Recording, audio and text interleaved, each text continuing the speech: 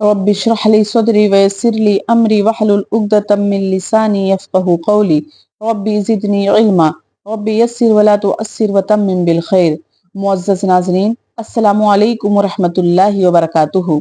पिछले असबाक में हमने पढ़ा कि अल्लाह ताला ने फस्तबिकुल खैरात यानी नेकियों की तरफ सबकत करो, मोमिनों मुसलमानों को ये हुक्म दिया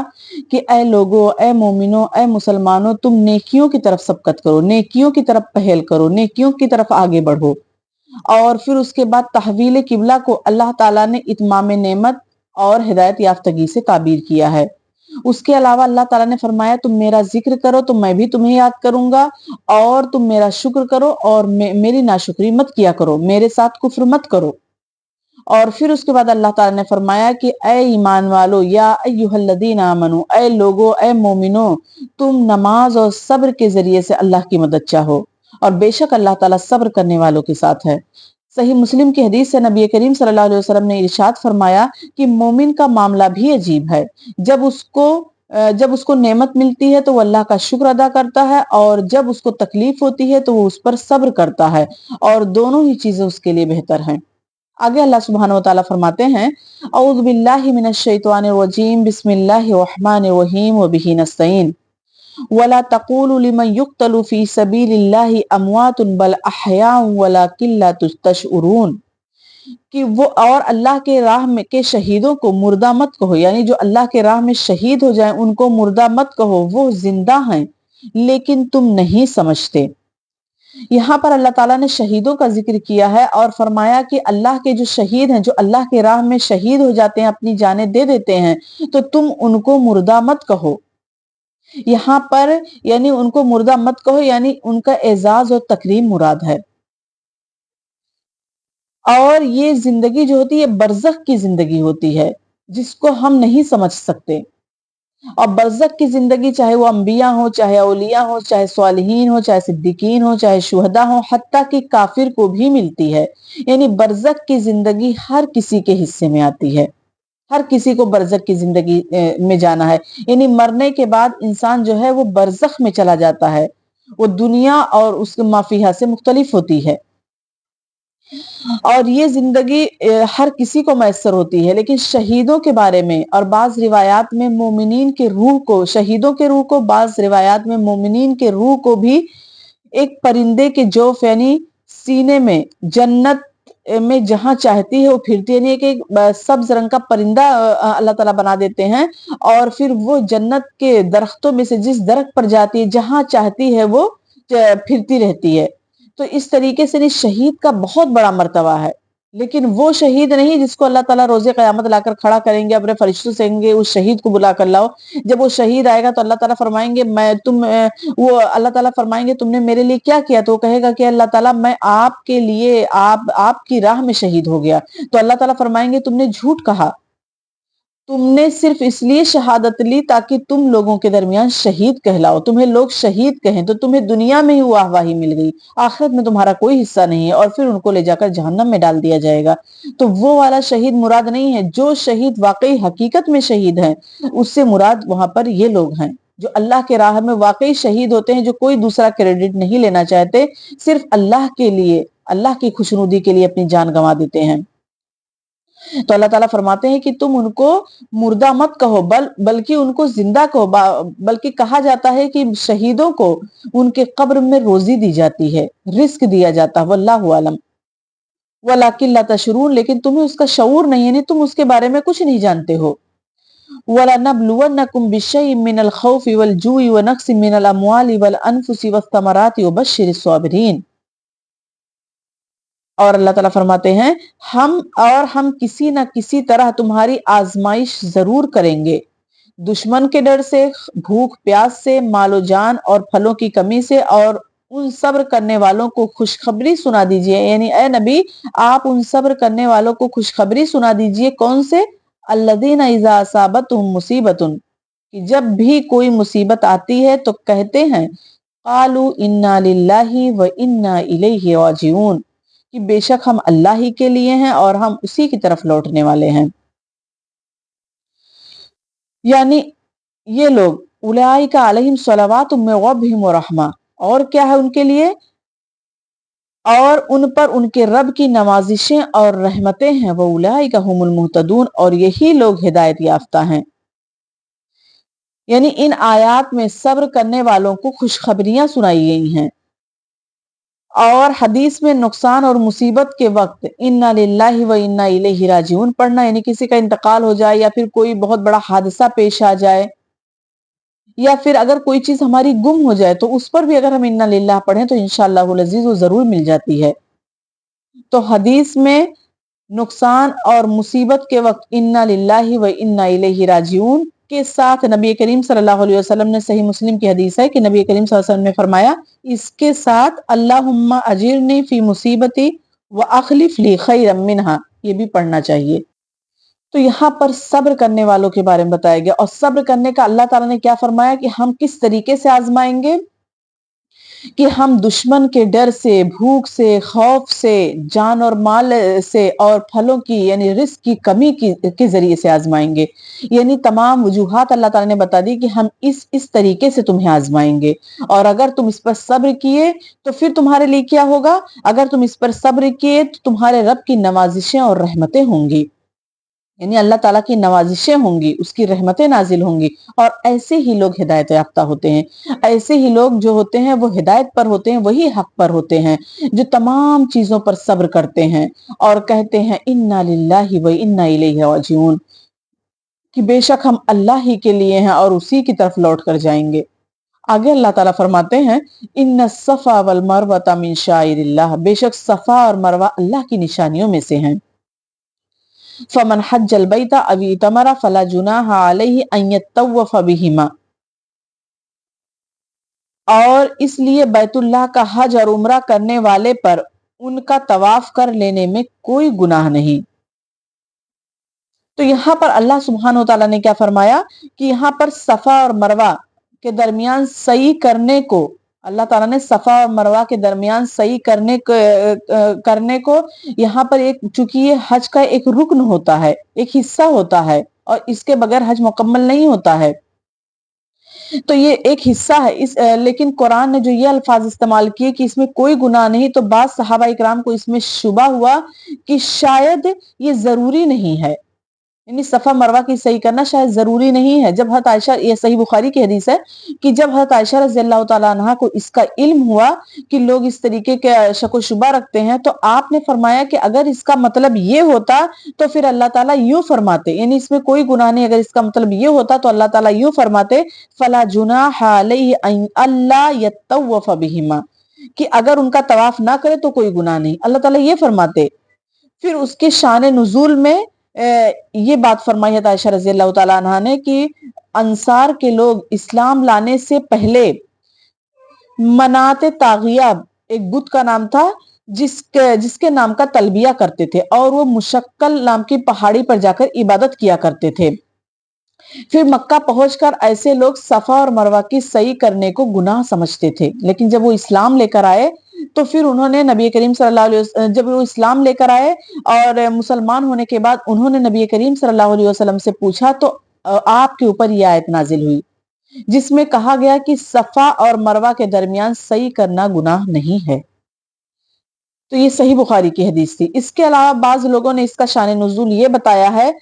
کہ مشرکین مکہ زمانے جاہلیت میں صفا نام کے پہاڑی پر ایک بت رکھے تھے جس کا نام اصاف تھا،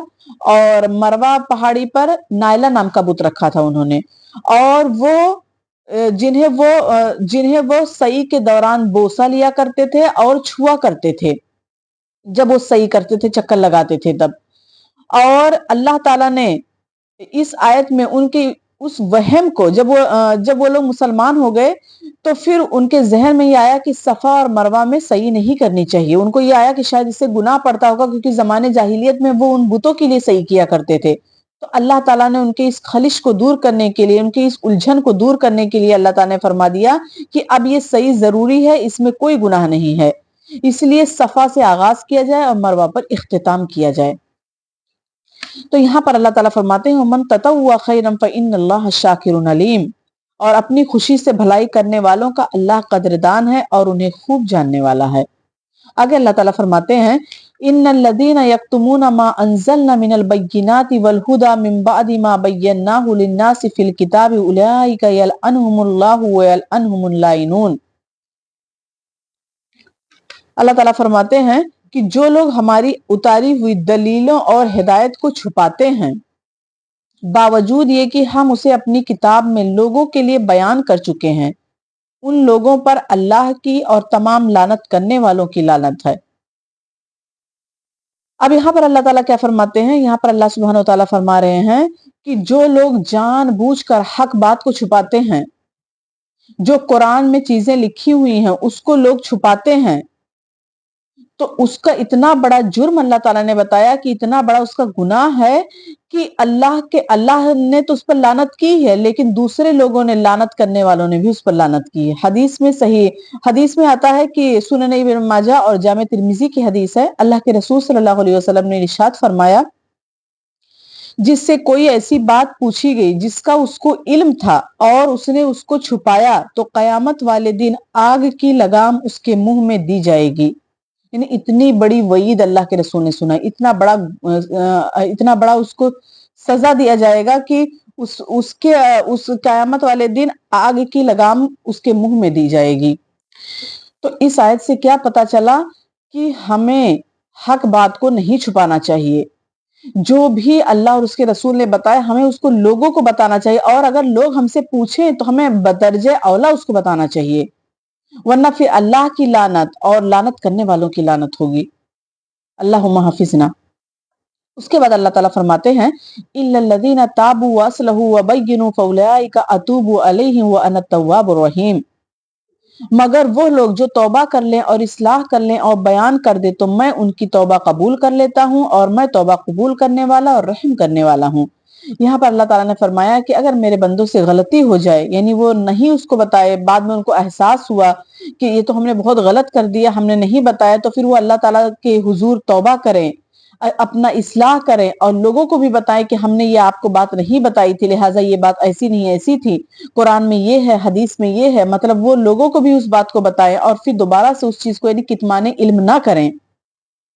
تو اللہ تعالیٰ فرماتے ہیں اتوب علیہم، تو میں ان کی توبہ قبول کر لیتا، یعنی اگر وہ سچے دل سے توبہ کرتے ہیں تو اللہ تعالیٰ فرماتے ہیں میں ان کی توبہ قبول کرتا ہوں۔ کتنا مہربان ہے ہمارا رب کہ وہ ہم گناہ پہ گناہ کرتے ہیں لیکن وہ توبہ قبول کرنے کے لیے تیار رہتا ہے، وہ چاہتا ہے میرے بندے مجھ سے توبہ کرے اور میں ان کی توبہ قبول کر لیا کروں، کیونکہ اللہ تعالیٰ اپنی دو صفت بتا رہے ہیں، وہ انا التواب الرحیم، میں توبہ بھی قبول کرتا ہوں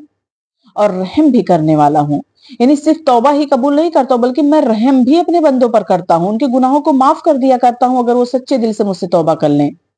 آگے اللہ تعالیٰ فرماتے ہیں ان الذین کفروا وماتوا وهم کفار اولئک علیہم لعنت اللہ والملائکۃ والناس اجمعین۔ یقیناً جو کفار اپنے کفر ہی میں مر جائیں ان پر اللہ کی، فرشتوں کی اور تمام لوگوں کی لعنت ہے۔ خالدین فیہا، وہ اس میں ہمیشہ رہیں گے، لا یخفف عنہم العذاب ولا هم ینظرون، نہ ان سے عذاب ہلکا کیا جائے گا اور نہ انہیں ڈھیل دی جائے گی۔ یہاں پر بتایا گیا کہ جو کفار ہیں، جو کفر، یعنی ہمیں پورا یقین ہے کہ کفر کی حالت میں دنیا سے چلے گئے، تو دنیا سے جو انسان چلا گیا تو وہ دوبارہ واپس نہیں آ سکتا ہے، تو اگر ہم ان پر لعنت کرتے ہیں یعنی کافروں پر جو دنیا سے چلے گئے، دنیا سے جانے کے بعد اس زندگی میں دوبارہ انسان واپس نہیں آتا ہے، تو اگر وہ دنیا سے چلے گئے کفر کی حالت میں تو ہم ان پر لعنت کر سکتے ہیں، ہم ان پر لعنت کر سکتے ہیں اور انہیں کافر بھی کہہ سکتے ہیں، انہیں جہنمی بھی کہہ سکتے ہیں، لیکن اگر وہ دنیا میں ہے تو ہو سکتا ہے اللہ تعالیٰ انہیں توفیق دے دے اور وہ راہ ہدایت پر آ جائیں، وہ اسلام قبول کر لے، تو ہم انہیں جب تک وہ دنیا میں ہے تب تک ہم انہیں ان پر نہ لعنت کر سکتے ہیں، نہ ان کو کافر کہہ سکتے ہیں، کافر تو کہہ سکتے ہیں لیکن ان پر لعنت نہیں بھیج سکتے ہیں، اور نہ ہی ان کو جہنمی کہہ سکتے ہیں، کیونکہ کیا پتا ان کا اختتام کیسا ہو، کیا پتا وہ اسلام کی حالت میں دنیا سے جائیں، وہ اسلام قبول کر لیں، لیکن دنیا سے جانے کے بعد ہم ان پر لعنت کر سکتے ہیں۔ یہاں پر اللہ تعالیٰ نے فرمایا کہ ایسے لوگوں کی جو کفر کی حالت میں دنیا سے چلے گئے ان پر اللہ کی لعنت، فرشتوں کی لعنت اور تمام دنیا کے لوگوں کی لعنت ہے، یعنی جس پر اللہ تعالیٰ لعنت کر دے تو آپ سوچئے کہ کتنا بڑا اس کو گناہ پڑتا ہوگا۔ اور اس کے علاوہ خالدین فیہا، وہ اس میں ہمیشہ رہیں گے، ہاں سے مراد جہنم، یعنی اس جہنم میں وہ ہمیشہ ہمیش رہیں گے، وہ کبھی بھی نہیں نکل سکتے۔ یعنی اس سے پتا چلا کہ مسلمان اگر کتنا بھی بڑا گنہگار کیوں نہ ہو، کتنا بھی بڑا گنہگار کیوں نہ ہو، لیکن اگر وہ کلمہ گو ہے، اس نے کلمہ پڑھا ہے، تو ہم کسی بھی مسلمان کو کافر نہیں کہہ سکتے ہیں، نہ ہی کسی بھی مسلمان کو ہم لعنت زدہ کر سکتے ہیں۔ مسلمان کے لیے ہم ہرگز الفاظ استعمال نہیں کر سکتے، کیونکہ اس نے کلمہ پڑھا ہے، اور نہ ہی اس کو مرنے کے بعد جہنمی کہہ سکتے ہیں۔ کیوں؟ کیونکہ وہ کلمہ گو تھا، اس نے کلمہ پڑھا تھا، اس لیے ہم اس کو ہرگز نہیں کہہ سکتے۔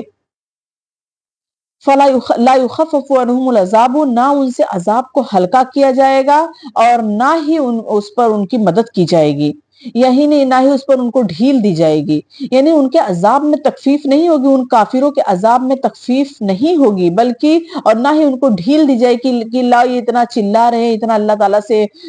معافی مانگ رہے ہیں، تو لاؤ تھوڑا سا ان کے عذاب میں کمی کر دی جائے یا پھر ان کو معاف کر دیا جائے۔ ہرگز ایسا نہیں ہوگا۔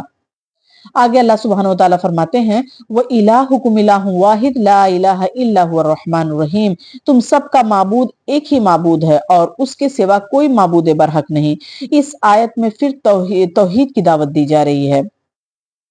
کہ اے لوگو، اے انسانوں، ابھی بھی سدھر جاؤ، ابھی بھی وقت ہے تمہارے پاس، ابھی بھی تمہارے پاس موت کا فرشتہ تمہارے سروں پہ نہیں آیا ہے، لہٰذا ابھی بھی تمہارے پاس وقت ہے کہ تم سدھر جاؤ، تم صرف ایک ہی معبود کی عبادت کرو جو کہ سب کا معبود ہے، وہ معبود برحق ہے۔ سورہ صاد آیت نمبر 5 میں اللہ سبحانہ وتعالیٰ فرماتے ہیں کہ یہ مشرکین مکہ کے لیے چیز ناقابل فہم تھی، تو وہ کیا کہا کرتے تھے کہ اجعل الآلہۃ الہا واحدا ان ھذا لشیء عجاب، وہ کہا کرتے تھے کہ کیا اس نے اتنے معبودوں کی جگہ ایک ہی معبود بنا لیا، یہ تو بڑی عجیب بات ہے۔ یعنی جب نبی کریم صلی اللہ علیہ وسلم نے دین کی دعوت دی تو مشرکین مکہ کہا کرتے تھے کہ یہ محمد صلی اللہ علیہ وسلم کے متعلق کہ انہوں نے تمام معبودوں کو ہٹا کر صرف ایک ہی معبود کو اپنا معبود بنا لیا، صرف اللہ ہی کی عبادت کرتے، اتنے سارے ہمارے معبود ہیں ان سب کو انہوں نے چھوڑ دیا، صرف ایک اللہ کی عبادت کرتے ہیں، تو پھر یہ کیسے، یہ بڑی عجیب و غریب بات ہے۔ یعنی ان کو لگتا تھا کہ ایک اللہ کی عبادت کرنے سے ہمارے مسئلے کا حل نہیں ہو سکتا ہے، بلکہ جب تک کہ ہم ہزاروں خداؤں کی پرستش نہ کریں تب تک ہمارے مسئلے کا نہیں۔ وہ لوگ رزق کے لیے کسی اور معبود کی عبادت کیا کرتے تھے، کسی اور بت کی پوجا کیا کرتے تھے، جیسے کہ آج کل ہم کرتے ہیں، اور اس کے علاوہ جو ہے وہ اولاد کے لیے کسی اور سے مانگا کرتے تھے، اور دوسرے مسئلوں کے لیے کسی اور بت کی عبادت کیا کرتے تھے، تو ان کو لگتا تھا کہ ایک ہی اللہ کیسے ساری ضروریات پوری کر سکتا ہے، تو اس لیے وہ کہتے تھے کہ شیء عجاب، یہ تو بڑی عجیب و غریب بات ہے کہ ایک ہی اللہ ہر چیز، ساری ضروریات کیسے پوری کر سکتا ہے۔ ان کو لگتا تھا کہ اللہ تعالیٰ جو ہے وہ ساری ضروریات ایک ساتھ پوری نعوذ باللہ نہیں کر سکتا، اس لیے وہ ان کو بڑا بڑا تعجب ہوتا تھا۔ تو یہاں پر دعوت توحید دی جا رہی ہے، توحید کی دعوت دی جا رہی ہے، اور آگے بھی توحید کی ہی دعوت دی جا رہی ہے۔ آخر میں اللہ تعالیٰ سے دعا ہے کہ اللہ تعالیٰ ہمیں مسلمان ہی رکھے، ہمیں ان لعنت کرنے والے لوگوں سے محفوظ رکھے، اور ہمیں اپنے حفظ و امان میں رکھے، ہمارے ایمان کی حفاظت کرے، اور ہمیں مسلمان ہی بنائے رکھے۔ وآخر دعوانا ان الحمد للہ رب العالمین، والسلام علیکم ورحمۃ اللہ وبرکاتہ۔